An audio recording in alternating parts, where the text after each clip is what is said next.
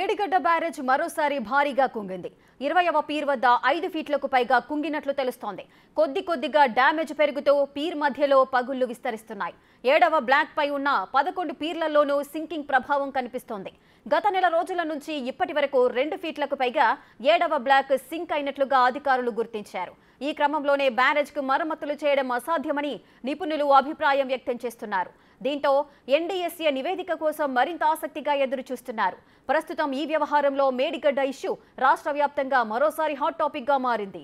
దెబ్బతిన్న పియర్లను పరిశీలించేందుకు రీసెంట్ గా మేడిగడ్డను సందర్శించిన సిపిఎం బృందంతో పాటు వెళ్లిన మీడియా ప్రతినిధులకు పియర్లు మరింత కుంగిపోయిన దృశ్యం స్పష్టంగా కనిపించింది. సీఎం రేవంత్ రెడ్డి నేతృత్వంలో కాంగ్రెస్ బృందం, కేటీఆర్ నేతృత్వంలోని ఎమ్మెల్యేల బృందం పర్యటించిన సందర్భంగా పియర్లు, యాప్రన్ల వద్ద అడుగున్నర మాత్రమే కుంగిపోయింది. కానీ ఈ నెల రోజుల వ్యవధిలోనే మరింత కుంగడం ఆందోళన కలిగిస్తోంది. తాజాగా యాప్రన్లతో పాటు బ్యారేజీ బేరియాలోనూ పగుళ్లు ఏర్పడుతూ కనిపిస్తున్నాయి.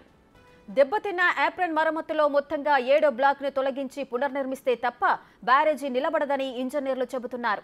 అలాగే పియర్లు దెబ్బతినడానికి 7వ బ్లాక్ ప్రాంతంలో ఉన్న భూమి అంతర్గత పొరలు బలహీనంగా ఉండటమే కారణం కావచ్చని రిటైర్డ్ ఇంజనీర్లు అంచనా వేస్తున్నారు.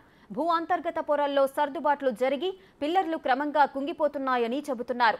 క్రస్ట్ స్పిల్వే వరకు దాని ప్రభావం పడి ప్రాజెక్టు దెబ్బతింటోందని వివరిస్తున్నారు.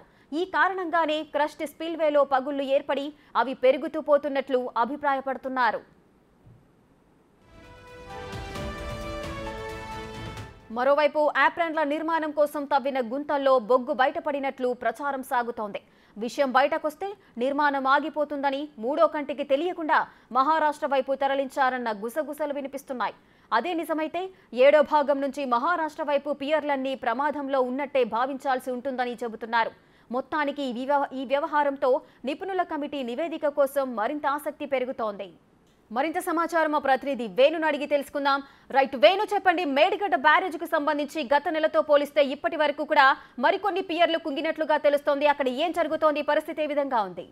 గత సంవత్సరం అక్టోబర్ 21 నుంచి మేడిగడ్డ బ్యారేజ్ కుంగుబాటు మొదలైన తర్వాతకి ఇప్పటికీ దాదాపుగా 2 ఫీట్లకు పైగా కూడా మరింత భూమి లోపలిగా 7వ బ్లాక్ కుంగిపోయినట్లు కూడా గుర్తించారు. దాంతో పాటుగా అటు కాఫర్ డ్యామ్ నిర్మాణం కోసము మొదటగా రింగ్ బండ్ ఏర్పాటు చేసే ప్రయత్నాలు చేస్తున్నారు. అయినప్పటికీ కూడా ఆ కింది లేయర్లో నుంచి నీరంతా కూడా ఏదైతే 7వ బ్లాక్ వద్ద 20వ పీర్ వద్ద కుంగిపోయిందో ఆ ప్రదేశంలోకి నీరు భారీగా ఆ భూమి లోపలి పొరల్లోంచి కొట్టుకొస్తూ పూర్తిగా ఆ 7వ బ్లాక్ కింద ఉన్నటువంటి మట్టి అంతా కూడా తరలిపోతుంది. దీంతో క్రమక్రమంగా కూడా ఆ యొక్క 7వ బ్లాక్, అదేవిధంగా 20, 21, 19, 18, 16 ఈ 5 పియర్స్ కూడా భారీగా సింక్ అయిన పరిస్థితి కనిపిస్తా ఉంది. ఇక దాదాపు గత నెల నుంచి ఈ నెల వరకు అంటే 30 రోజుల వ్యవధిలోనే 2 ఫీట్లు అంటే 24 ఇంచుల మీద పీరు సింగిపోవడం పరిస్థితి చూస్తే మాత్రము కింద అంటే బ్యారేజ్ అడుగు భాగం లోపల పూర్తిగా మట్టి పొరలు పూర్తిగా డ్యామేజ్ అయ్యాయి. దీంతో అసలు బ్యారేజ్ నిలబడే పరిస్థితి లేదన్నటువంటి అంశాలు అయితే స్పష్టం కొత్తగా వినిపిస్తున్న పరిస్థితి కనిపిస్తుంది. ఇక గత కొద్ది రోజుల నుంచి తెలంగాణ వ్యాప్తంగా మనం చూస్తాము ఆ సాగునీరు విషయం లోపల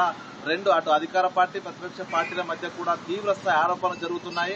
మరోవైపు కేసీఆర్ కూడా దీనిపై స్పందిస్తూ అక్కడ తాత్కాలిక మరమ్మతులు చేసి నీరందించాలి, అదొక చిన్న పొరపాటే, దాంట్లో 2-3 పీర్స్ మాత్రమే కుంగాయి, అదొక పెద్ద సమస్య అంటూ కూడా కొంత ఎద్దవా చేసే విధంగా మాట్లాడారు. కానీ అక్కడ క్షేత్రస్థాయిలో పరిస్థితి చూస్తే మాత్రము ఆ పీర్స్ కు సంబంధించినటువంటి డ్యామేజ్ అయ్యి పూర్తిగా అవంతా కొలాప్స్ అయ్యే పరిస్థితి కనిపిస్తా ఉంది. అదంతా ఫిజికల్ గా రోజు కూడా కొంత సింక్ అవుతూ కనిపిస్తున్న పరిస్థితి ఉంది. సో ఇప్పటి వరకు మాత్రం మరమ్మతులు చేయొచ్చు అనేటువంటి అంశంపై కూడా కొంత ఎన్డీఎస్ఏ రిపోర్టు, అదేవిధంగా స్టేట్ కు సంబంధించినటువంటి ఇంజనీర్ల సలహాలు తీసుకున్నటువంటి ప్రభుత్వం ప్రస్తుతం ఈ యొక్క భారీ స్థాయి సింకింగ్ ఎఫెక్ట్ ను చూస్తే మాత్రం పూర్తిగా ఈ బ్యారేజ్ పనికే రాదనేటువంటి అంశాలు అయితే తాజాగా వెలుగు చూస్తున్నాయి. ఇక ఎన్డీఎస్ఏ రిపోర్ట్ ఇవ్వాల్సిన నేపథ్యం లోపల ఎన్డీఎస్ఏ రిపోర్ట్ వస్తే దీనిపై పూర్తిగా కూలగొట్టడమా లేకపోతే దీన్ని వదిలేయాల్సిన పరిస్థితి ఉంటుందా అని ఒక క్లారిటీ వస్తుంది. కాబట్టి అప్పటి వరకు వెయిట్ చేస్తామంటూ అధికారులు చెప్తున్నారు. అయితే ఇప్పుడు ఏ మరమ్మతులు చేసినా కూడా బ్యారేజ్ నిలబడే పరిస్థితి లేదు. అదే మరోవైపు 7వ బ్లాక్, 8వ బ్లాక్ వైపు నీరు లేకుండా పూర్తిగా కాఫర్ డ్యామ్ నిర్మాణం చేసినప్పటికీ కూడా ఇతర బ్లాక్లపై ప్రభావం పడి పూర్తిగా బ్యారేజ్ అంతా కూడా కొట్టుకుపోయేటువంటి పరిస్థితి. ఎందుకంటే వర్షాకాలం కూడా రాబోతున్న తరుణం లోపల అసలు ఏం చేయాలని దానికి ఒక సందిగ్ధ అయితే కొనసాగుతుంది. కానీ కేసీఆర్ కానీ ఇతర బీఆర్ఎస్ సంబంధించిన ఇతర మాజీ మంత్రులు కానీ చెప్పినట్లుగా అక్కడ చిన్న ప్రభావం అయితే లేదు. పూర్తి స్థాయి బ్యారేజ్ మొత్తంగా కూడా ప్రభావానికి లోనవుతుంది. ఇదంతా కూడా అనవసర నిర్మాణం అనే అంశాలు అయితే వెలుగు చూస్తున్నాయి. మొత్తానికి దీనిపై ఎన్డీఎస్ఏ రిపోర్ట్ వస్తే మాత్రం అసలు బ్యారేజ్ భవితమని తెలిసే అవకాశం అయితే కనిపిస్తా ఉంది రేఖ. వేణు, అయితే ఈ 7వ బ్లాక్ పై ఉన్న 11 పీర్లలోనూ కూడా ఈ సింకింగ్ అనేది కనిపిస్తున్నట్లుగా తెలుస్తోంది. అయితే దీనికి సంబంధించి ఇంతకుముందు బీఆర్ఎస్ అధినేత కేసీఆర్ కూడా మాట్లాడారు.